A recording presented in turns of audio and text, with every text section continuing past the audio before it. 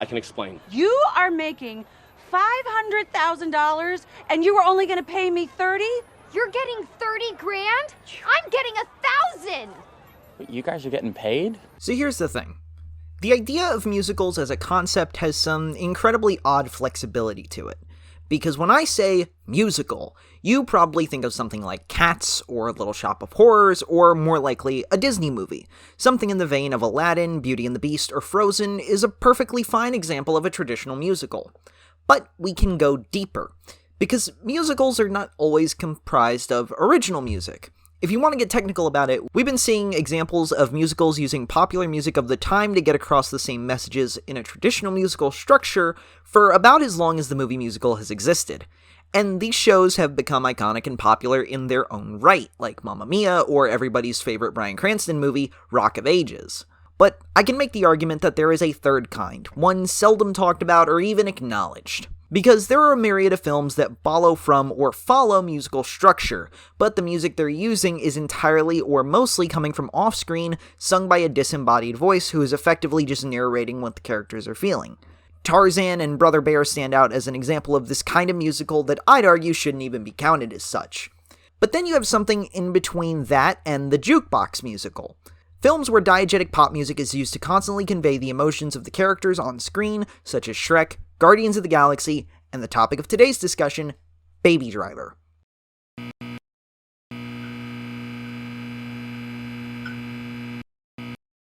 Baby Driver is kind of a unique case because it's the only one where part of the discussion surrounding it includes a discussion as to whether or not it could be considered a musical. Unlike Shrek, which is a satire of Disney's popular films and especially Disney musicals, all of the music in Baby Driver is diegetic. Unlike Guardians of the Galaxy, the film has almost no score, just the pop music. And unlike any other movie in this odd little subgenre, the movie is almost always playing that music. This is partly due to the fact that the main character constantly needs music in his ears, but it also means that this movie that's an hour and 53 minutes long has a soundtrack album that's an hour and 45 minutes. So, for a film to be so saturated by music and so aesthetically influenced by the 50s and 60s, arguably one of the most successful time periods for movie musicals, surely there has to be some direct equivalence between this action comedy and musicals. Right? So today, I want to put Baby Driver under the microscope and through the lens of the movie musical format to answer the age-old question, is Baby Driver a musical? Okay, so musical structure is fucking weird, because unlike most other storytelling mediums, there isn't exactly a strict narrative structure with named elements that musicals tend to follow. Sure, all musicals tend to follow basic narrative structure that you've all heard about in every YouTube video or lecture about narrative writing. Lock-in, midpoint, third act twist, all that jazz. But the songs themselves don't really seem to follow that same sort of formula, save for a select few that you see in almost every musical. For starters, you have the opening number. This exists to set the stage, literally and metaphorically, introduce the audience to the world of your musical with a fun opening song. And for the purposes of the movie musical, considering this is what you open with, this also serves the purpose of the Act 1 hook, or the exciting thing that's supposed to happen in the first 10 minutes of your movie to invest your audience. For opening numbers, think Arabian Nights, or Prologue from West Side Story. After that, you usually want to do a song for your main character, generally referred to as the I Want song. This one's pretty self-explanatory. Your protagonist is going to belt out their feelings for a bit about the one thing they want most in the world. And as per typical storytelling structure, generally your main character wants one thing but needs something else. Disney movies are really good at this, generally having the character outright say, I want XYZ. I want to be where the people are. I just can't wait to be king, etc., etc. Other Disney films manage this really well, actually. Frozen uses For the First Time in Forever as a great I Want song for both main characters, and both Beauty and the Beast and A Goofy Movie combine their plot-driven opening number with the character-driven I Want song. Much of the rest of the first and second acts are filled with ancillary songs, but the one that comes up the most is a villain song, which is typically an I Am song. The reason being that most musicals are incredibly tight, so giving your villain complex wants and needs with an I Want song might overcomplicate the story, so you tend to stick to an I Am song. It can be done well, I mean everybody loves Hellfire for a reason, but typically you'll get something like Shiny, or Mean Green Mother from Outer Space, or Gaston. God, I love Gaston! Your I Am song also isn't relegated to the villains. My favorite song in any Disney movie is an I Am for a side character, after all. You also tend to see a love song sprinkled somewhere in there, with either two characters singing to one another, or one character singing about another, and this tends to be as straightforward as you can ask for. A Whole New World, Kiss the Girl, Beauty and the Beast, you get the picture. The next major one is the showstopper, or the 11 o'clock song. This happens near the end of the story and typically features the character making some sort of big realization and tends to be one of the more bombastic and emotionally effective numbers. This one's usually a bit harder to pin down, but there are still effective and iconic examples like I Know Where I've Been and Memory. And last, you want a strong finale. A closing number that sometimes brings back music or characters from previous acts to leave a good taste in the audience's mouth and tie a nice neat bow on the story. Disney movies tend to use end credits songs to serve this function with new versions of How Far I'll Go, Can You Feel the Love Tonight, and Beauty and the Beast, while other musicals end on their final songs, such as The Addressing of Cats or The Final Lair. And that's pretty much it. Not every musical follows this format, but most of them do, and to great effect. So, let's see how Baby Driver holds up.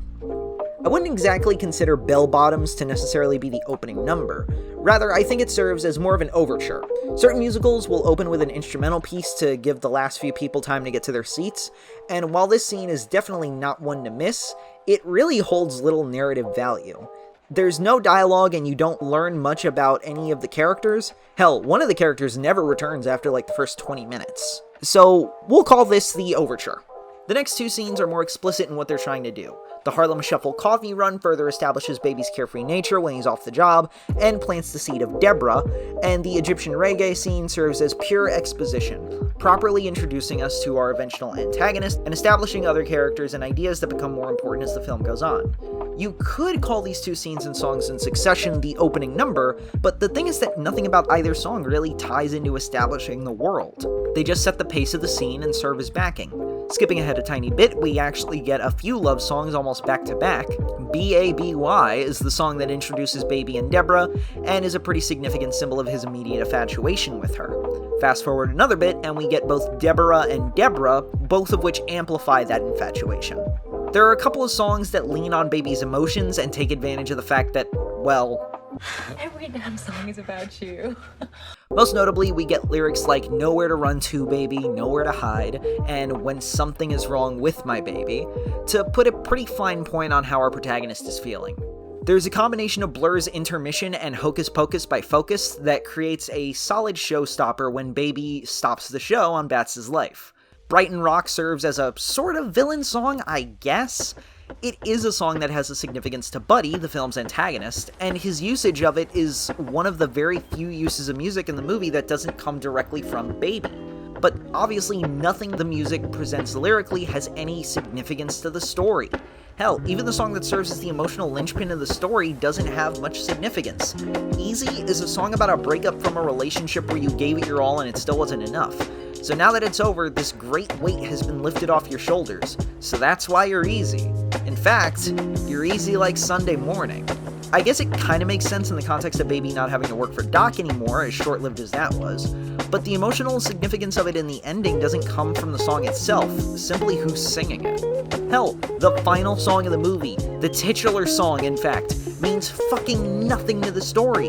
It's a song about having sex with someone you find attractive, and its only real significance is that it inspired the title of the film. Is there any other song that I actually really like as a musical number? Well, yes. And surprise, surprise, it's from the most technically impressive scene in the film. Tequila. The tequila shootout is my favorite scene in Baby Driver, and the only one that I think functions as an honest-to-God musical number. The fact that the song is played with gunfire is easily one of the most memorable and impressive things about the scene, but it's as close as we get to any of the major characters properly singing a song in scene. Bats, Buddy, and Darla are literally playing the music themselves. But like with a gun. Like a lot of guns. And a grenade. Not to mention Bats bookending the scene with tequila, being one of the few instances of a character literally singing on screen. And the song actually serves as a pretty solid villain song. And I know what you're thinking. Steve, how can an empty, meaningless party song with only one actual lyric serve as a villain song? Well, because it perfectly fits these three characters. They're empty, they're meaningless, they're basic, that's the point. They all think they're the last word in crazy, and they're not. So I think it's pretty fitting to have their collective villain song be a song about nothing, a song that is eccentric and fun for fun's sake, because that's exactly what they are as villains. The only other song I can truly list as potentially qualifying Baby Driver as a musical would be Was He Slow, an original song for the film created by Kid Koala, but made in-universe by Baby sampling Doc and Griff's dialogue and mixing it together using analog tools, which does make it another instance of a character diegetically creating music. But, as with the previous examples, this doesn't really tell us much about the character. It's just one of Baby's hobbies, and I think that this exists as a kind of microcosm of the fact that our protagonist just doesn't have a great deal of character. I don't really view this as a strength or a weakness, more just a neutral element of the film, but it does explain one of the movie's musical quirks: the sampling. This is easily the movie's most obvious musical connection to any of the characters. Baby is what most of us know as a parrot, or in this case, a sampler. Someone who repeats specific words and phrases they've heard in media or from other people. Baby does this constantly, to the point that the film actually draws attention to it. The music does this in reverse. Songs like Harlem Shuffle and The Edge went on to be sampled into the far more popular Jump Around in the next episode, and Baby Driver employs the originals as the musical choices of the character who could be argued as lacking in originality.